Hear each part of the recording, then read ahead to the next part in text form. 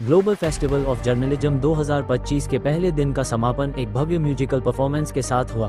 Festival के दौरान आई और पत्रकारिता पर चर्चा, पेंटिंग एग्जीबिशन और न्यूज बुलेटिन, पोस्टर लॉन्च जैसे कार्यक्रमों के बाद संगीतमय प्रस्तुति ने पूरे माहौल को और अधिक खुशनुमा बना दिया। फेस्टिवल प्रेसिडेंट डॉक्टर संदीप मारवा और अन्य अतिथियों ने इस संगीतमय शाम का आनंद लिया और कलाकारों की प्रशंसा की। इस परफॉर्मेंस ने 3 दिवसीय फेस्टिवल के पहले दिन को एक यादगार अंत दिया। देखिए, मैं इतना ही कहना चाहता हूं कि इतना रहे ख्याल सताने के साथ साथ कि हम भी बदल रहे हैं जमाने के साथ साथ। आर्टिफिशियल इंटेलिजेंस ने जर्नलिज्म को भी टच किया है और एक बहुत बड़ा इसमें बदलाव आया है। सारी दुनिया ने देखा कि दुनिया के राष्ट्रपति और प्रधानमंत्रियों ने कुंभ के मेले में जाकर स्नान कर लिया है।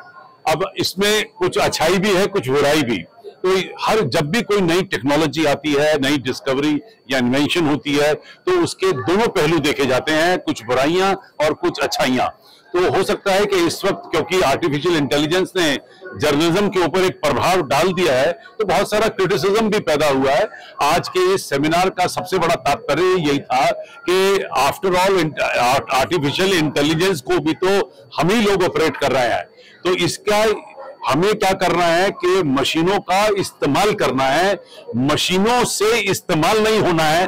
बस ये आज के सेमिनार का तत्व रहा और मुझे खुशी है कि देश भर और दुनिया भर से यहाँ लोग पहुंचे हुए हैं, तांता लगा हुआ है और बड़े जोश और लगन के साथ लोग इस पूरे फेस्टिवल में भाग ले रहे हैं। आज के सारे कार्यक्रम बड़े खूबसूरत ढंग से एक्सेप्ट किए गए हैं और मुझे उम्मीद है कि आने वाले दिनों में भी, कल और परसों भी इसी तरीके से लोगों को यहाँ पर जो एक तरफ प्रयागराज में कुंभ चल रहा है और एक तरफ यहाँ पर जर्नलिज्म का ये कुंभ चल रहा है, उसमें लोग स्नान करेंगे। एआई के आने से जर्नलिज्म में इम्पैक्ट ये है कि आपके हाथ में जो टूल्स हैं वो और ज्यादा बेहतर हो गए हैं, लेकिन एआई का इस्तेमाल करने के लिए हर जर्नलिस्ट को अपने दिमाग का इस्तेमाल जरूर करना पड़ेगा। ऐसा नहीं है कि हम अपने दिमाग को गिरवी रख के सिर्फ एआई पे डिपेंडेंट हो जाए, उससे जर्नलिज्म बेहतर नहीं होगी। फ्यूचर ऑफ जर्नलिज्म तभी बेहतर होगा जब हम इन टूल्स का, चाहे वो एआई हो, चाहे वो चैट जीपीटी हो, चाहे कुछ और इंटेलिजेंट टूल्स आने वाले जमाने में आए, उनका इस्तेमाल अपने सेंस ऑफ जर्नलिज्म के साथ मिलाकर अगर करेंगे तो future of journalism is very bright, क्योंकि हमारे पास बेटर रिसर्च स्टोरीज होंगी, हमारे पास बेटर टॉपिक्स होंगे जिन्हें हम कवर करना चाहते हैं। लेकिन अगर हम सिर्फ और सिर्फ एआई पे डिपेंडेंट हो जाएंगे तो हम जो ह्यूमन एंगल ऐड होता है उसे पीछे छोड़ देंगे, and that we can not afford to do in any situation. AI के आने के बाद से मेरे हिसाब से देखा जाए तो जर्नलिज्म पे बहुत कुछ इम्पैक्ट नहीं पड़ा है। इम्पैक्ट बस इतना ही पड़ा है, फॉर दैट मैटर, कि हमारा न्यूज जो है उसका स्पीड बढ़ गया है। क्योंकि पहले क्या होता था कि आप रिसर्च करने के लिए 25 किताबों को देखते थे या पूछते थे, फोन करते थे, बैकग्राउंड्स में जाते थे। अभी क्या है कि एआई के आने के बाद आप एक क्लिक करते हैं, आपके पास सारा डेटा आ जाता है। हम बस डेटा एनालिसिस और रिसर्च के लिए एआई को अगर रखते हैं तो जर्नलिज्म की एक्यूरेसी और ट्रस्ट बना रहेगा। अदरवाइज जर्नलिज्म में कहीं ना कहीं मिस इन्फॉर्मेशन, डिसइंफॉर्मेशन या इनएक्यूरेसी नजर आएगा।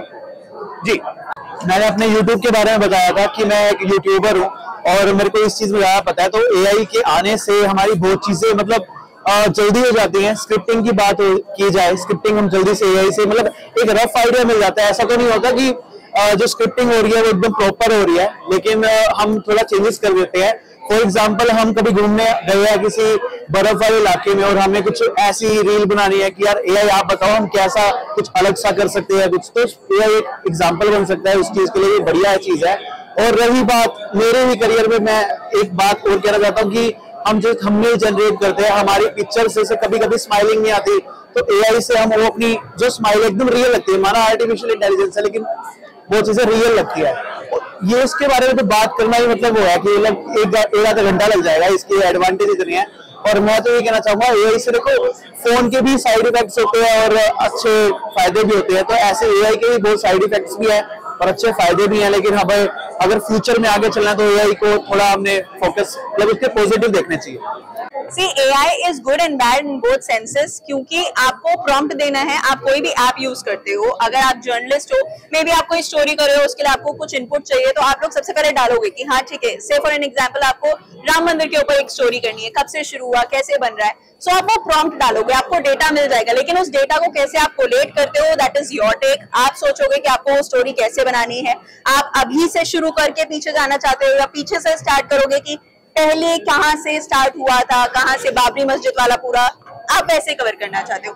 सेम फॉर एन एग्जांपल, आप क्रिएटर बनना चाहते हो, आप वीडियोस बनाना चाहते हो, तो आपको डिसाइड करना है कि आप अपना आइडिया भी वहीं से लेना चाहते हो या फिर आप ये चाहते हो कि आपका खुद का आइडिया है, उसमें आप किस किस एंगल को कवर करना चाहते हो। सो AI will always help you. The only thing is कि आपको उसको सिर्फ एक हेल्पिंग टूल की तरह लेना है, उसके ऊपर कंप्लीटली डिपेंडेंट नहीं हो जाना है, because the day you will be completely dependent on it, आपका दिमाग काम करना बंद कर देगा। तो आपको अपने दिमाग का ही काम लेना है, AI को सिर्फ एक टूल की तरह, एक हेल्पिंग हैंड की तरह इस्तेमाल करना है।